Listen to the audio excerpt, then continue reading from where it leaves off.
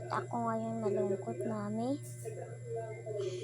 Bakit? Ba't ka nalungkot? Hindi ka naman inaano ni Mama. Ano ka dyan? Umuupo lang si Mama dito. Kanina ka pa pinapanood natin. Ano ka ba? Hinampas ka ng mga kapatid mo? Kasi po, hindi ako binilihan ni Papa ng shows. Mga kapatid ko lang. Kung sakali walang po, ampun lang po ako pag hindi ko yun nakasagot. Sige na, bibilhan na lang kita ng bago. Huwag ka na malungkot. Ano ka ba? Bilhan na lang kita kasing lumaluma na ng bag mo at saka sapatos mo, ha? Opo, Mama. Salamat po. Si Papa po hindi sa akin nagbibigay kasi alam niya po hindi pa ako graduate sa grade 5 kasi napunta ako sa Manila, sinama ko ni ate. Alam ko yan, anak. Alam ko na sinama ka ng ate mo kasi doon nga kita pina-school ng grade 5, hindi alam ng daddy mo.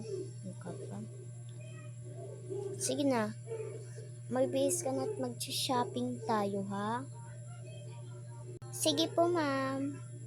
Excited na ako. Bibili na ako ni Mama ng bagong sapatos at pagbahala ka mga kapatid ko. Hindi ka na tamang bibilhan ng mga bag doon. Saan mo ng anak kasi natutulog pa ang mga kapatid mo. Dali-dali na.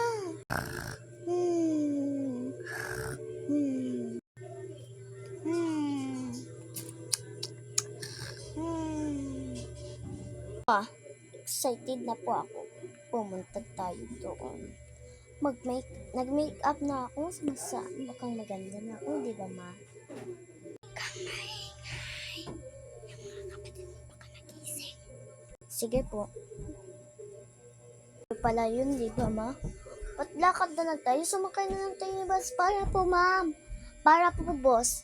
Boss, pwede po kami sumakay ng bus? Ha? Sige, pwede kang sumakay na kayo. Baka maiwan pa kayo ng bus. Talaga po ba? Sige po.